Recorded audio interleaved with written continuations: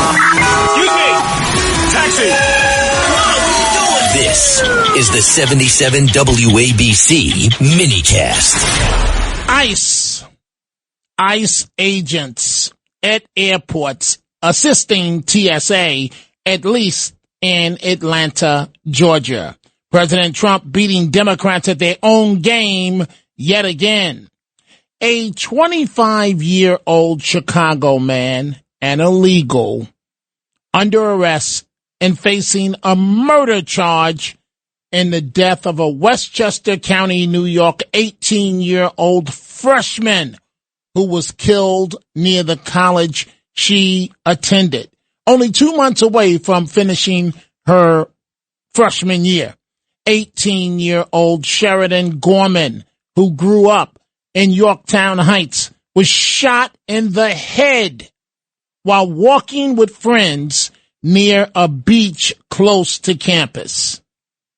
But of course, we're starting with the deadly LaGuardia airport crash as the plane, the Air Canada aircraft, collided with a fire truck.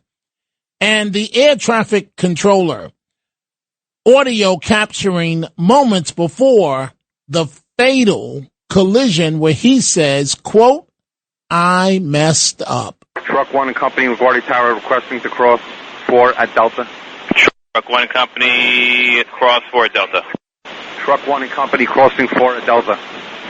Frontier 4195 to stop there, please. Stop. Truck 1, stop. Stop, Truck 1, stop. Stop, Truck 1, stop. Go 2603, go around, runway heading 2000.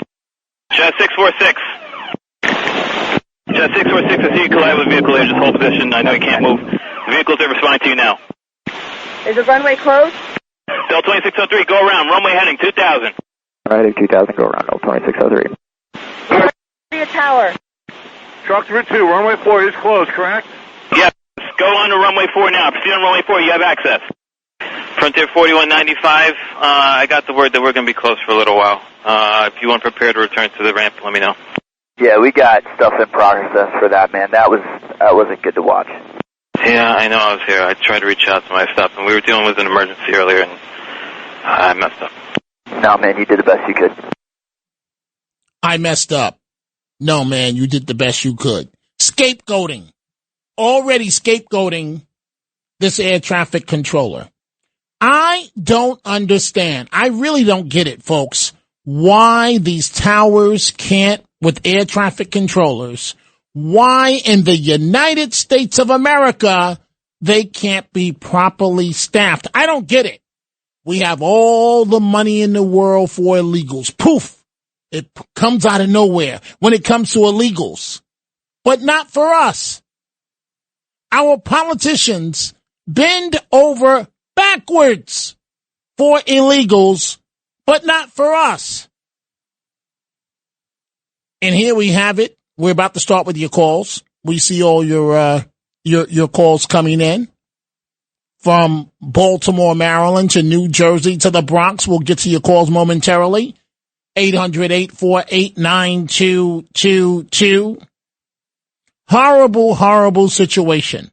A flight attendant, an Air Canada flight attendant, was in her seat strapped the way she should be, the seatbelt, and was ejected during the deadly crash.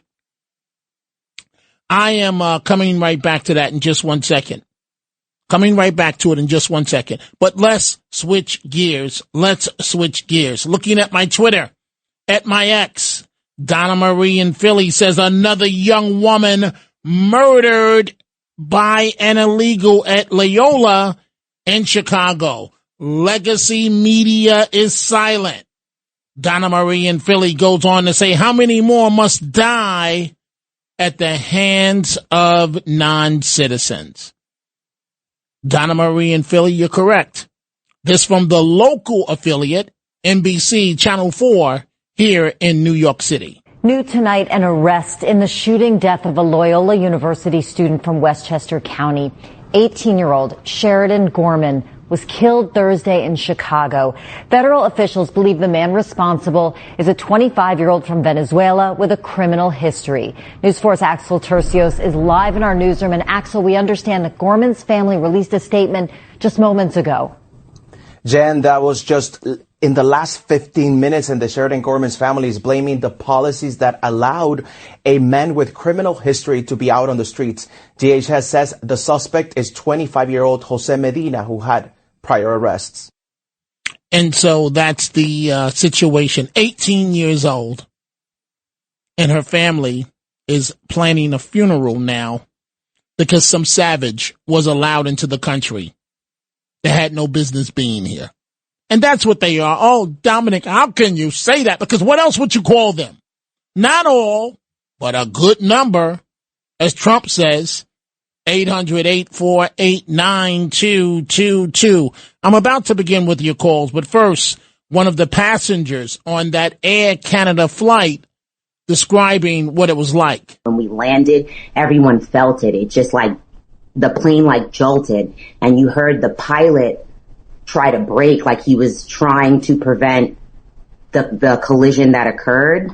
A couple seconds later, it was just a very loud boom, and everybody just jolted out of their seats. People hit their heads. People were bleeding. So I'm asking everyone around me if they're okay. And then one of the passengers screamed to me like, please open the exit door. And I was like, of course. A lot of people slid off of the wing of the plane, getting out. And then by the time I got out, there was emergency personnel and someone was able to assist me sliding off of the wing. They had us standing next to an emergency vehicle, and that's when we were able to see the extensive damage of the plane. Breathing is a little painful. I feel bruising from the seatbelt that I had on just from the impact and the seatbelt being just on my skin. I wouldn't have never pictured a 1-hour flight that I've done countless times because I have family that lives in Montreal ending like this.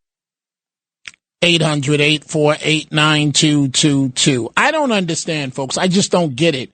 What is so hard to make sure that these air traffic controllers are arrested, that you have an ample amount that's needed? It's not just pressure on one person. What is so hard with supplying this job?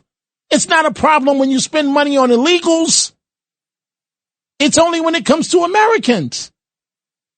And we saw what happened in D.C. How many times are we going to take this gamble? I travel a lot myself. I look at air travel. This is the way I rationalize it in my mind.